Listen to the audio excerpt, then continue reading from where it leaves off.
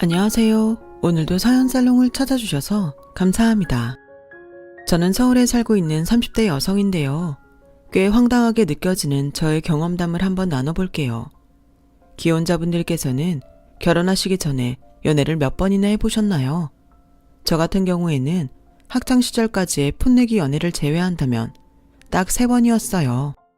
제가 3번째 연애 상대와 결혼을 결심하게 된 이유는 굉장히 단순한 편이었네요. 그 사람과 제가 엇비슷한 시기에 슬슬 결혼할 나이이긴 한데 라는 생각을 하게 되면서 의견이 맞아 떨어진 게 가장 컸고요. 그래서 결혼은 타이밍이라는 말이 있나 봐요. 그런데다가 제가 업무 스트레스가 너무 심해서 회사를 관뒀었거든요. 그때 그 사람이 저를 많이 위해 주었고 자기랑 결혼해서 같이 살자면서 적극적으로 청혼을 해왔답니다. 제 마음을 어루만져주는 그 사람의 태도를 보고 감동받은 제가 결혼하기로 했던 것이죠. 연애기간 총 1년 반, 사귀기 전에 알고 지내며 서로에게 호감이 있었던 기간까지 합치면 거의 3년 가까이를 남편하고 지내왔었네요. 결혼해서도 잘 지낼 수 있을 거란 막연한 확신이 있었어요. 우리가 궁합도 안 본다는 4살 차이잖아. 우리 결혼하면 연애할 때보다 더 애정 넘치게 잘 지낼 것 같지 않아? 내 생각은 그런데 나는 네가 딱 내 운명 같다고 사실 처음부터 느껴졌었거든. 이제 너 아니면 내 인생에 다른 여자는 없단 예감이 팍팍 들더라. 얼마나 저한테 듣기 좋은 소리를 잘해줬던 사람인지 몰라요. 남편은 대기업까진 아니더라도 중견기업에서 연봉 많이 받으며 안정적으로 재직 중이었고요. 키도 평균 이상이었고 외모도 나름 훈훈한 편이었어요. 인기 많을 법한 신랑감이었다는 거예요. 반면에 저는 연봉 3천만 원도 안 되는 중소기업 직장을 다녔던 것을 마지막 경력으로 그마저도 퇴사한 상태였죠. 남편보다 제가 연하이긴 해도 객관적으로 되게 어린 나이도 아니었는데요. 그렇다면 저의 얼굴이나 몸매가 여신이냐고요? 셀카 말고 남이 찍어준 제 사진을 보면 늘 겸손한 마음을 갖게 됐으니 여신과는 거리가 멀었죠. 그럼에도 남편 정도의 스펙이 되는 남자가 저한테 결혼하자고 청했던 이유를 꼽자면 당시에는 사랑이라고 생각했었으나 지금 돌아보면 제가 너무 순진했네요. 제 배경을 필수로 설명드려야 할 것 같은데 저는 서울 토박이에요. 친가 쪽 친척들이 대다수 송파 강남에 몰려 있었어요. 가정 환경이 유복한 편이었고요. 대학은 그냥 서울 소재의 4년대 대학교 중에서 대략 중간 정도 되는 곳을 나왔어요. 솔직히 학창시절에 공부를 그다지 안 했었어요. 저는 어렸을 때부터 정신이 좀 산만하다는 어른들 말씀을 종종 들어왔던 아이였고 중학교 1학년 때 수학을 진작 포기한 수포자였으며 시험 성적이 개판나도 가슴이 아프기보단 이제 시험 끝났으니까 친구들이랑 노래방 갈 생각에 가슴이 두근거리는 학생이었거든요. 공부머리가 원체 없었고 그나마 집에서 지원을 열심히 해주었으니까 인서울 4년제에 갈 수 있었던 거예요. 대학 가서는 입시와 공부 형태가 달라지니까 어영부영 힘들게 강의 진도를 따라가기 급급했죠. 그런데 3학년이 되니까 저랑 같이 놀러 다니던 친구들이 슬슬 어학원에서 여가 시간을 보내고 자격증 학원 다니면서 취업 준비에 매진하더라고요. 갑자기 불안해졌던 저는 부모님께 뭐라도 스펙을 쌓고 싶다며 부탁을 드렸어요. 부모님께서는 저를 미국으로 유학 보내주셨죠. 큰이모께서 미국에 살고 계시기 때문에 그쪽 지역으로 가서 지냈고요. 유학이라고 해봤자 그냥 관광이나 실컷 하면서 다운타운에 있는 어학원에 다니는 게 전부였어요. 그런데 저는 미국 경험에 쌓였으니 제가 대단한 사람이 된 줄 착각했었죠. 한국 돌아와서 대학을 졸업했는데 취업 시장이 제가 예상했던 것과 많이 다르더군요. 저는 위로 오빠 2명이 있는데 둘 다 대기업 다니다가 잘난 인연 만나서 결혼하는 걸 봤기에 당연히 저도 그렇게 살 줄로만 알았어요. 그런데 저는 오빠들처럼 명문대 출신도 아니고 좋은 성적표도 안 갖고 있었던 것을 간과했었던 거죠. 1차 서류 심사에서 줄줄이 떨어지는 걸 보면서 충격을 받았는데 그때 작은 오빠가 저한테 그랬어요. 와, 너는 진짜 집안의 수치다 수치. 머리도 나쁜데 노력까지 하네. 이건 뭐 그냥 가족들한테 빨대 꽂고 편하게 살고 싶다는 말을 대놓고 하는 거나 다름없는 거지. 너는 어렸을 때부터 지금까지 제대로 뭐 하나 할 줄 아는 게 없냐? 그러기도 쉽지 않겠다. 부모님께선 저한테 그런 식으로 잔소리를 하신 적이 한 번도 없었기에 그날 작은 오빠의 촌천살인에 제가 큰 충격을 받았어요. 얼마 후 오랜만에 고등학교 동창들을 만나서 놀았는데 작은 오빠한테서 제가 심한 소리 들어서 속상했다고 제가 그 얘기를 하니까 동창 중 한 명이 저를 흘겨보면서 이렇게 말했어요. 인터넷에서만 보던 부모 등골 빨아먹는 쓸모없는 자식 새끼가 내 주변에도 있었구나. 뭐? 너 그게 무슨 말이야? 너 지금 내가 우리 엄마 아빠 등골 빨아먹는다고 생각하는 거야? 내가 취업만 하면 다 해결될 일인데 알지도 못하면서 함부로 말하지 마. 그 취업 준비만 1년 넘게 하고 있는 게 대단해서 그래. 남들 같았으면 1년을 꽁으로 못 보내. 너는 부모 덕 잘 봐서 등골 빨아먹으면서 편하게 놀고 있는 거잖아. 내 말이 틀려? 네가 부모 잘 만나는 행운을 누리지 않았으면 지금쯤 마음 급하고 돈이 급해서 어디 콜센터라도 들어가서 한 달 180 받고 일하고 있었겠지. 시간이 지나도 그 동창의 말투, 눈빛이 안 잊혀지네요. 알고 보니까 그 동창이 고등학교 졸업 직전에 가세가 확 기울어서 대학 재학 내내 힘들게 지냈고 집안 빚 갚느라 허덕이며 살고 있다고 다른 친구가 나중에 저한테 알려줬죠. 그러니까 그 동창의 눈에는 제 팔자가 너무 편해 보여서 싫었던 거예요. 어쨌거나 멘탈이 한껏 약해져 있었던 저는 그 동창의 말에 큰 상처를 받았고 이것저것 조건을 재지 않고선 취업부터 해버렸어요. 솔직히 너무 적성에 안 맞았는데 다들 이렇게 사는 거구나 싶어서 참고 다녔었죠. 1년 버티다가 지인들 모임에서 회사 얘기를 꺼냈더니 다들 그런 미친 곳이 있냐면서 당장 그만두라고 하나같이 놀란 목소리를 내길래 퇴사했었고요. 그 첫 직장이 객관적으로 정신 나간 곳이었던 거예요. 3개월 쉬고 나서 두 번째 직장에 들어갔어요.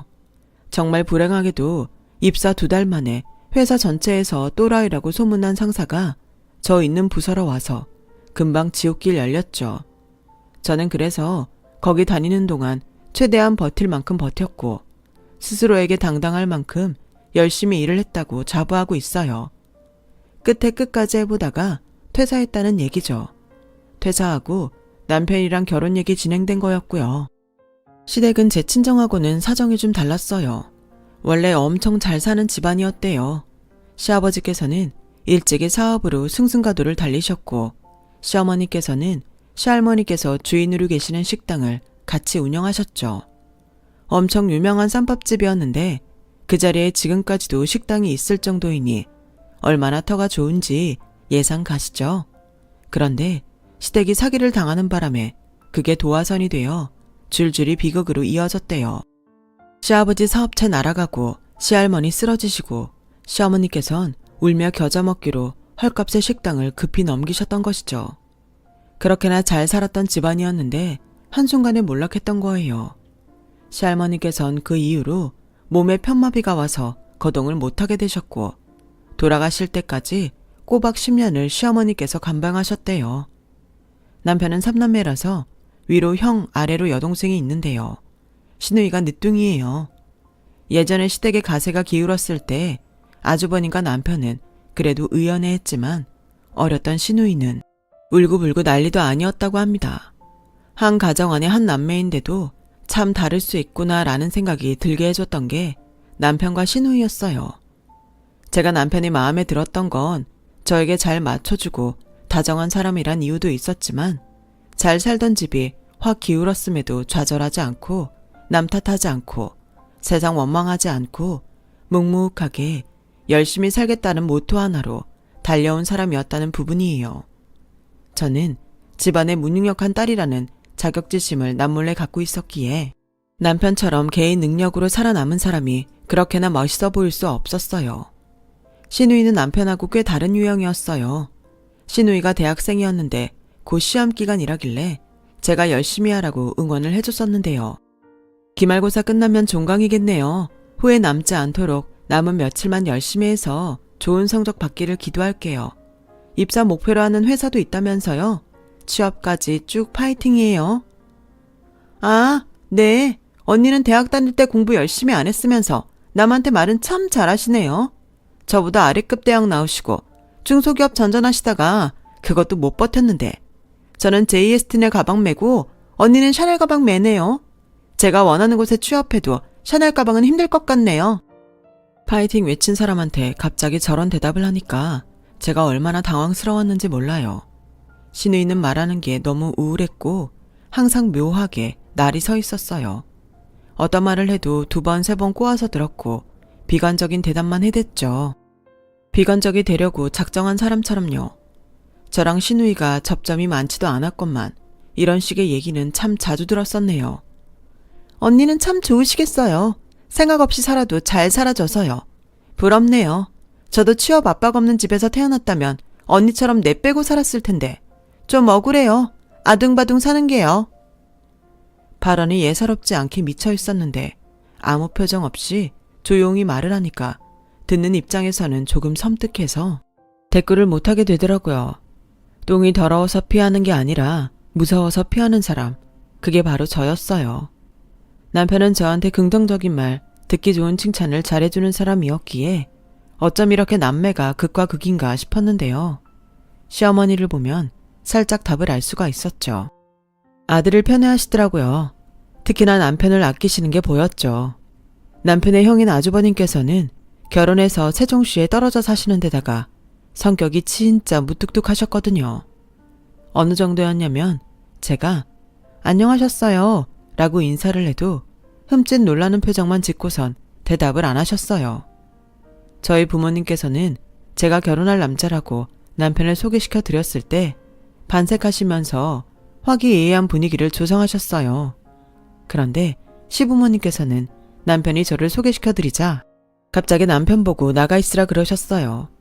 저의 진면목을 캐내시겠다 하셨죠.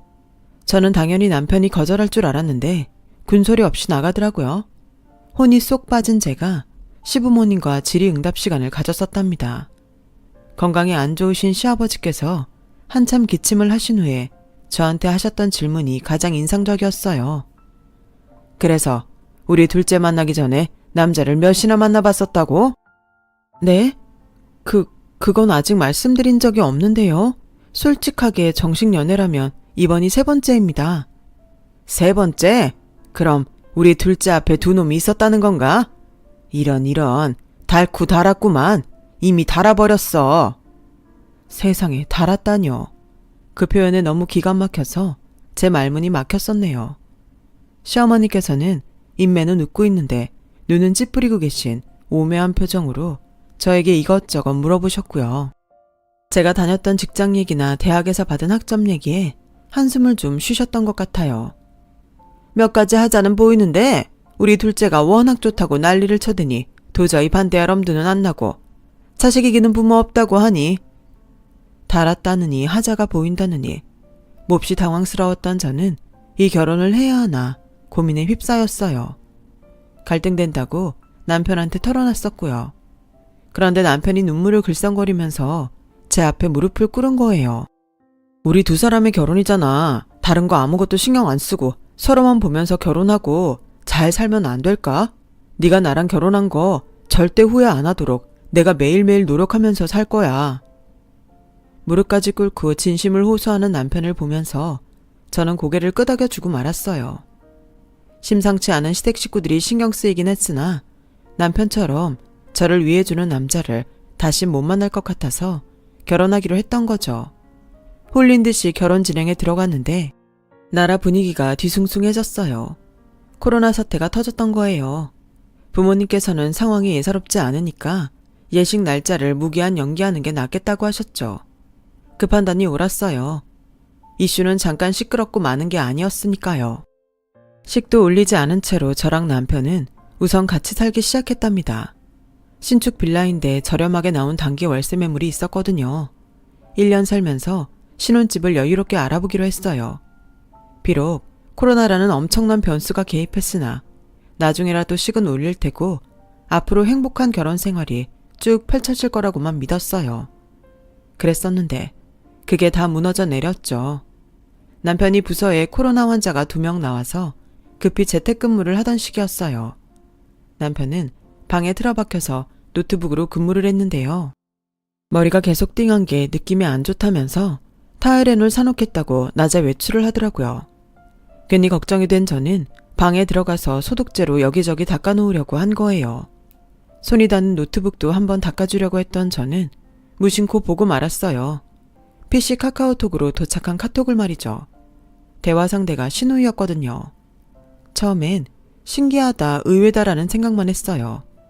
남매가 전혀 안 친한 줄 알았는데 카톡을 멀쩡히 주고받고 있었다니. 거기서 멈췄으면 됐는데 제가 판도라의 상자를 열어버린 겁니다. 기묘한 예감이 들어서 신우이와의 대화방을 눌러봤어요. 와, 신우이랑 제 뒷담을 엄청나게 했더군요. 신우이는 걸핏하면 남편한테 오빠, 그년 얄미워 라는 내용을 보냈고요. 제 존재 자체가 신우이는 짜증이 난대요. 그런 투정이 올 때마다 남편이 신우이한테 뭐라고 대답했던 줄 아세요? 내가 혼내줄게 라고 했어요. 정말 상상도 못한 남편의 이면이었죠.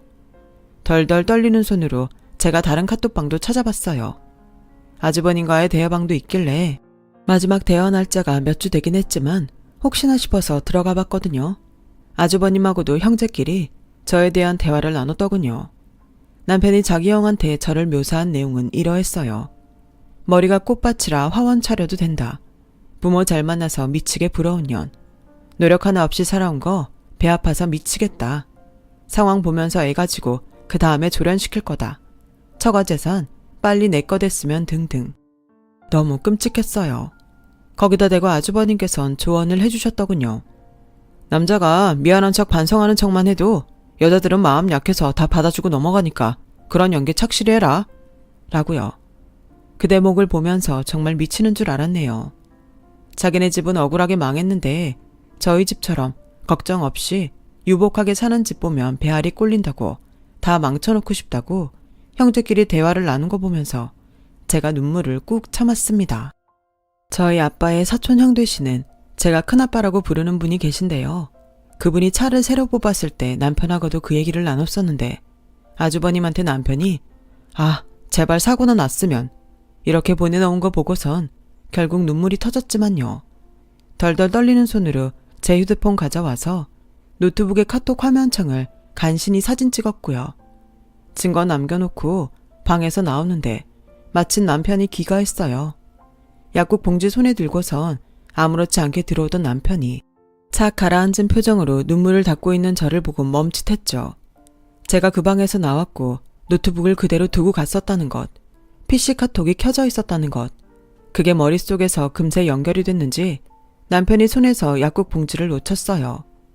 얼마나 찔르는 게 많았으면 그랬을까요?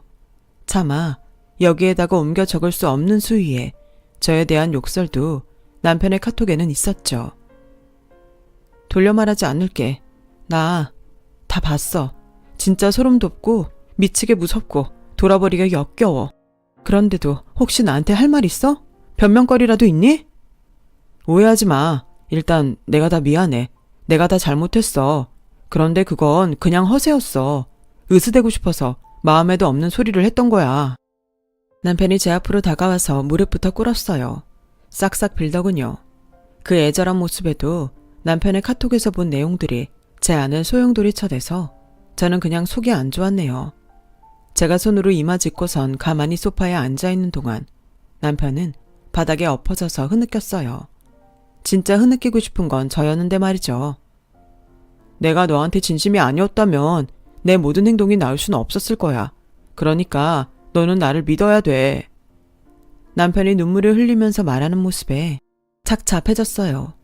분명히 제가 사랑해서 부부가 되기로 한 남자가 맞는데 제 앞에 있는 사람이 바로 그 사람인데 판도라의 상자를 열어버린 그 10분도 안 되는 시간 때문에 너무나도 많은 것이 바뀌어버려서 내 남편의 눈물을 닦아줄 수 없게 된 현실이 그저 허무했죠. 신뢰라는 것, 그리고 배신이라는 것, 정말 처절한 것이더군요. 남편은 자기가 저를 엄청나게 사랑하고 있기 때문에 절대 헤어질 수 없다며 주장했어요. 코로나 때문에 외식하기 힘드니까 시댁에 들러서 밥 먹으라고 시어머니께서 연락을 주셨길래 저는 거절했죠. 시간 내기 어렵다는 핑계를 댔어요. 그랬더니 저한테 대뜸 욕을 하시더라고요. 인성교육도 안 됐냐? 어른이 부르면 네 알겠습니다 하고 군말 없이 와야지. 너 설마 아직 시간 올렸다고 며느리 둘이 제대로 안 하겠다. 뭐 이런 생각이니? 한 번만 더 건방지게 굴면 결혼 없던 걸로 해버릴 줄 알아라.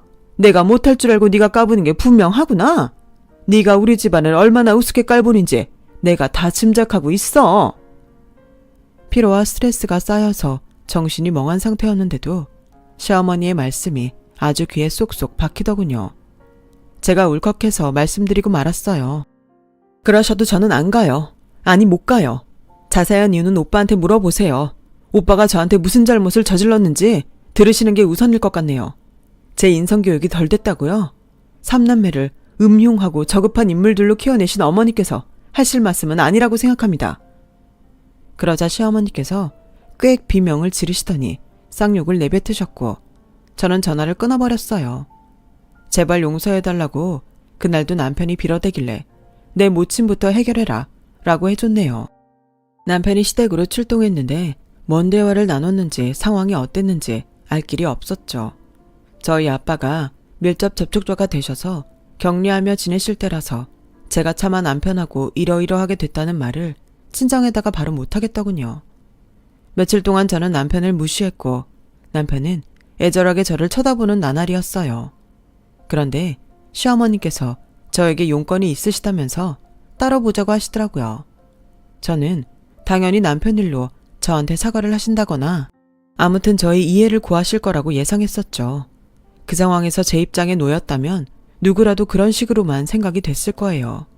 하지만 시어머니를 따로 뵌 자리에서 저는 예상을 완전히 빗나가는 기가 막힌 이야기를 들어버렸어요. 내가 가만히 생각을 해봤는데 말이다. 네가 너무 맹한 것 같더구나. 학점이 3점 초반대인 건 너무한 거 아니니? 그리고 요새 아가씨들이 얼마나 큰데 너는 키도 별로 안 크잖아. 공부머리랑 키는 엄마가 자식한테 물려줄 확률이 크거든. 그런데 내 미래의 손주가 우리 둘째가 아닌 너를 닮을 생각을 하면 너무 속상해서 벌써부터 내 가슴이 막 미어져. 시어머니께서 손으로 가슴을 퍽퍽 두드리면서 말씀하시는데 제 얼굴이 화끈거렸어요. 거리두기 정책이 시행 중이었기에 카페가 한적해서 망정이었네요. 누가 옆에서 엿들었다면 정말 창피했을 것 같아요. 어머니, 그래서 지금 말씀하시는 내용의 요지는 제가 오빠랑 갈라섰으면 좋겠다. 이 말씀이신가요? 맑기가 어둡지는 않아서 다행이구나. 네가 혹시 질척거릴까봐 내가 노파심에 다 일러주는 건데 우리 아들한테 붙여줄 새 며느리감은 이미 내가 구해놨단다. 너만 얌전히 물러나주면 모두에게 잘된 일이지. 알고 보니까 시어머니께서는 당신의 지인을 통해서 괜찮은 여자를 소개받으셨었는데 마음에 드셨던 거예요. 저 때문에 그 여자를 그림의 떡으로만 두셔야 했던 거고요. 그런데 저랑 남편한테 트러블이 생겼다니까 옳거니 잘 됐다 싶어서 저를 밀어내려고 하신 거죠. 그러시군요. 저는 또 어머니께서 저한테 오빠 일로 사과 인사를 전하시려고 저를 따로 보자고 하신 줄 알았어요. 그런데 제가 큰 착각을 했던 거였네요. 사과? 무슨 사과? 역시 너는 생각하고 행동하는 스타일이 딱 집안에 분란 일으키는 모양새야. 고고하고 고귀한 우리 집안과는 결이 다르다고나 할까? 우리 집안이 비록 억울한 일에 휘말려 잠시 주춤하고 있다고 하지만 과거의 영광이 아직도 빛을 발하고 있다는 것을 네가 분명히 알아야 할 것 같구나. 네, 알겠습니다. 어머니께서 이렇게 나오시는데 저도 더 이상 오빠를 참아줄 이유가 없네요. 당장 정리할게요. 오빠가 저한테 들러붙지 않게 어머니께서 잘 해결해 주셨으면 합니다. 당연히 그렇게 해주실 거죠? 그래, 너한테 우리 아들을 내줄 수야 없지. 그런데 너 지금 말하는 본새가 영 아니구나? 어른들 앞에서 표정 관리 못하고 기분 나쁘면 기분 나쁜 대로 티를 팍팍 낼 때부터 내가 알아봤다. 모름지기 기분이 나쁘건 좋건 어른들 앞에서는 항시 입가에 미소를 부드럽게 머금고 있어야 하는 건데 넌 기분이 안 돼 있었어. 제 면전에서 혀를 차시는 시어머니의 모습을 보면서 제 안에는 그 어떠한 미련 한 톨도 남지 않게 되었죠. 남편이 저한테 가식이 아니라 진심으로 굴었던 순간들이 많았다면 어떡하지? 이런 등신 같은 갈등이 조금 남아 있었는데 시어머니께서 그걸 다 없애주셨어요. 남편하고는 당장 갈라섰어요. 저를 붙잡으려고 하던 남편은 시어머니의 연락을 받고선 좀 얌전해졌죠. 새 여자를 준비했다는 얘기라도 들은 거였는지 어쨌는지까지는 궁금하지도 않았네요. 남남이 되면서 남편이 저한테 남겼던 마지막 발언이 정말 대박이었다고 생각해요. 너를 떠나보내는 나를 용서하지 마라. 도대체 뭔 소리를 하는 건지 대꾸하고 싶지 않아서 무시해줬었네요. 그렇게 한때나마 남편이었던 농가는 끝이 났고요. 저는 부모님께 죄송하다는 말씀부터 드렸어요. 저의 어리석음으로 부모님을 걱정시켜드린 것 같아서 이루 말할 수 없이 죄송스러웠죠. 그랬더니 부모님께서는 되려 저를 위로해 주셨어요. 제가 상처받았을까봐 굳이 이런 말을 저에게 안 해주셨었지만 부모님이 시선에서 보는 저는 남의 말과 시선에 잘 휘둘리는 사람이었대요. 부모님께서는 은연중에 다 알고 계셨던 거예요. 엄마가 그러시더라고요. 항상 엄마 아빠가 네 뒤에 있다는 사실 절대로 잊지 말고 하고 싶은 대로 자유롭게 재미있게 네가 살았으면 좋겠어. 눈물 나올 만큼 감사했어요. 남의 눈치를 보면서 사는 게 아니라 제가 진짜로 원하는 걸 하면서 살고 싶어졌죠. 집에 빚이 있는 것도 아니고 아등바등 돈을 벌어야만 하는 상황도 아니라는 것이 저에게 얼마나 많은 여유를 가져다 줄 수 있는지 그제서야 깨달았네요. 행운이고 축복인 것을. 그때까지 저는 집안 수준에 비해 나는 왜 이렇게 못났을까 라는 생각에 사로잡혀서 잘 보지 못했던 거예요. 저는 캐릭터를 창조하고 그리는 걸 좋아했어요. 학창시절에도 교과서 모퉁이에 맨날 그런 걸 그렸었고요. 대학 전공은 상경계열이었는데 이게 취업하기 무난하다고 해서 선택했던 것일 뿐 저의 적성과는 관련이 없었어요. 진짜로 제가 좋아하는 건 바로 캐릭터 디자인이었죠. 드디어 적성을 찾아 움직인 저는 코로나 시기에 취업한 거라서 일단 재택으로 근무를 시작했어요. 돈이요? 얼마 안 됐어요. 그냥 아르바이트 작게 하는 셈이라고 쳐야 마음이 편할 정도의 금액이었어요. 노동에 비하자면 너무 짠 금액이었는데 제가 하고 싶어 하는 걸로 몇 푼이나마 버는 게 너무 신기하고 좋더군요. 회사 사람들하고는 한 달에 2번 사무실에서 만났고요. 그런데 어느 날 회사 팀장님이 저한테 만나는 사람 없으면 자기가 남자 소개를 시켜주고 싶다고 그러시는 거예요. 제가 솔직하게 말씀드렸죠. 사실 제가 결혼식 직전까지 갔다가 어그러진 경험이 있어서요. 누구를 다시 쉽게 만난다는 게 어렵네요. 그런 일이 있었어요? 제가 소개시켜 주려고 하는 녀석도 자기 여자친구가 양다리 걸치는 바람에 상처받아서 헤어지고 벌써 2년 넘게 연애 안 하고 있는데? 그런데 팀장님의 설명에 호기심이 생겼어요. 마스크 쓴 것보다 내리면 더 괜찮은 얼굴이라는 얘기를 듣고 나니까 너무 웃겨서 저도 모르게 한번 만나나 보겠다고 말을 해버렸죠. 그렇게 만난 인연이 지금의 제 남자친구예요. 저보다 2살 어리지만 생각하는 건 저보다 곱절은 성숙한 사람이에요. 같이 있으면 정말 재밌고요. 자기는 누나만 3명 있다고 하길래 제가 장난쳤었는데요. 그럼 너랑 결혼은 못하겠다. 시누이만 3이야? 하나도 힘든데 3? 절대 결혼 못하지.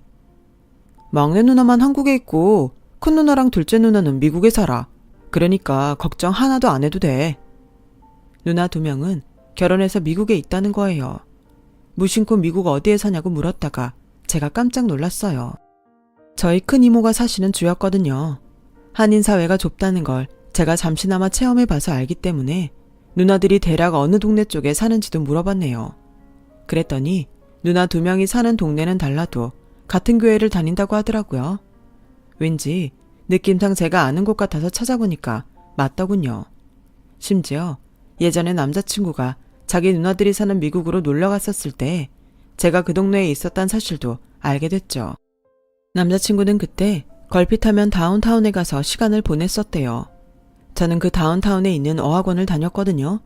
중앙광장에서 샌드위치 먹는 게 취미였는데 남자친구도 거기 중앙광장에 매일 같이 갔었다고 하더군요.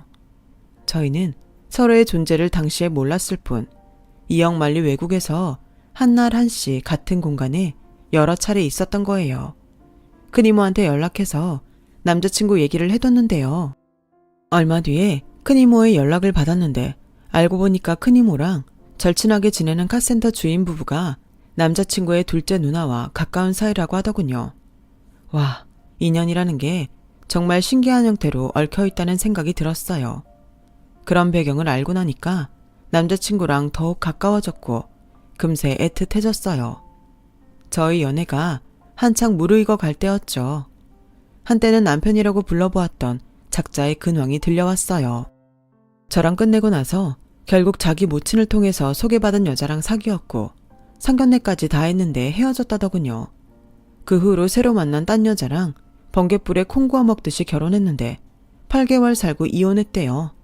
이쯤 되면 그놈의 특기는 빠른 결혼, 빠른 이혼이 아니었을까요? 아무튼 이혼하는 바람에 저한테 그 소식이 와닿았던 거죠. 그놈 결혼식에 갔었던 지인이 저한테 조심스레 연락을 하더니 이혼 얘기를 알려주더라고요. 차마 결혼 소식은 저한테 못 전해줬었는데 이혼 얘기라서 알려주는 거란 설명과 함께 말이죠. 그러거나 말거나 신경 안 쓰려고 했건만 이혼 소식 듣고 나서 2주 만에 웬 연락을 받았어요. 모르는 번호라서 받아봤더니 그놈이더군요. 느낌이 딱 취한 듯 했고요. 너 아직 결혼 안 한 거 알고 내가 미치게 속상해서 술 좀 마셨다.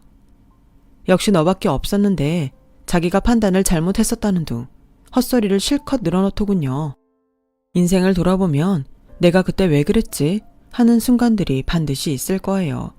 저는 이때가 바로 그런 순간이었어요. 그놈의 한탄을 들으면서 머릿속으로는 내가 왜 이런 놈을 만났었지? 뭐에 씌었었나? 하는 의문만 가득했어요. 자정이 넘은 시간에 대뜸 전화해서 술주정. 진짜 못났다. 제발 입 닥치고 조용히 살아. 나는 네 사정 전혀 안 궁금하니까. 잠깐. 나는 너한테 궁금한 게 있어. 내가 어쩌다 얘기를 하나 들었는데 너 건물주 된다며? 너 그거 사실이야? 진짜야? 그걸 누구한테 들었어? 어느 정도는 사실이야. 내가 굳이 크게 티를 안 냈었는데 우리 집 네가 알고 예상한 것보다 훨씬 잘 살거든. 그게 사실이라고? 건물주? 네 나이에? 서울에서? 야, 너는 왜 그걸 나한테 진작 말을 안 했었냐? 그랬다면 내가 안 그랬지? 와, 나 진짜 미쳐버리겠네. 말했었으면 뭐가 달라졌는데 내 뒤에서 내 욕 안 했을 거니? 웃긴 놈. 내가 할 말이 있어. 이거 듣고 잘 생각해줘. 내 동생 금방 결혼할 것 같거든. 눈에 가시가 사라졌으니까 나랑 다시 잘해보자. 걔는 내 동생이지만 개념을 워낙 밥 말아먹은 기집애였어. 이제 걔가 없으니까 장애물 하나 사라진 거잖아. 네 동생 나이가 몇인데 벌써 결혼이야. 거짓말하는 거 아니야? 아니야, 진짜야. 망할 기집애가 남자친구 생긴 것 같더니만 만난 지 5개월 만에 임신했다고 엊그제 울고불고 집에 와서 난리쳤다. 결혼시켜달라고 엄마한테 지랄하더라. 잠시나마 제 시누이였던 걔가 임신을 했다고 하더군요. 한마디로 사고친 거였죠. 심지어 남자 쪽은 아직 군대도 안 간 어린 나이라고 했어요. 우리 엄마 골 아프시다고 들어 누우셨어. 아버지는 입원하셨고 네가 돌아와야만 두 분이 다 털고 일어나실 것 같다. 우리 엄마가 얼마나 너를 그리워하시는지 말도 못해. 최고의 며느리감이었던 너를 괜히 놓쳤다면서 얼마나 후회하시는지 몰라. 이제 다 네 편이야. 너에게 최적의 환경이 조성되어 있어. 그러니까 나한테 다시 와라. 내가 전보다 100배, 1000배로 더 잘해줄게. 듣자 하니까 개소리가 정도를 모르고 진지해지네. 술 취해서 그래. 내가 미쳤니? 나 만나는 사람 있어. 결혼 계획도 있고. 뭐? 남자가 있다고? 어떤 새끼야? 감히 나보다 잘났냐? 너보다 어리고 너보다 키도 커. 그냥 너보다 모든 게 다 커. 그러자 그놈이 울더군요. 숨 넘어가게 꺼이꺼이 울더니 돌연 울음소리를 딱 멈추고선 노래를 흥얼거렸어요. 그것도 사랑 노래를요. 부르는 걸 듣고서 진짜 등줄기에 소름이 쫙 돋아났습니다. 제 이름을 넣어서 개사까지 시도하길래 전화 끊고 나서 바로 그 번호 차단해버렸어요. 다행히 저한테 다시 연락해 오진 않았는데요. 지인한테 몇 번이나 그놈이 연락했었대요. 제가 진짜 연애 중인지 아닌지 계속 캐물었다고 하더군요. 자기를 떼어놓기 위해 제가 연기하는 거 아니냐고 의심했대요. 그 지인도 짜증나서 둘이 곧 결혼할 것 같더라고 홧김에 대답했더니 그때부터는 연락을 안 하더래요. 2년에 가짜 진짜라는 수식어를 붙이는 것도 웃기긴 하지만 가짜 인연을 떠나보내고 제가 비로소 진짜 인연을 만난 것 같아서 행복하답니다. 여러분 인생에도 가짜처럼 느껴지는 인연과 진짜처럼 느껴지는 인연이 따로 있으신가요? 지금까지 제 이야기를 들어주셔서 고맙습니다. 모두 행복한 인연과 사시길 기도합니다. 여러분, 사연 댓글에 응원과 현명한 조언 부탁드려요. 좋아요와 구독은 저에게 큰 힘이 됩니다. 오늘도 좋은 일 가득하세요.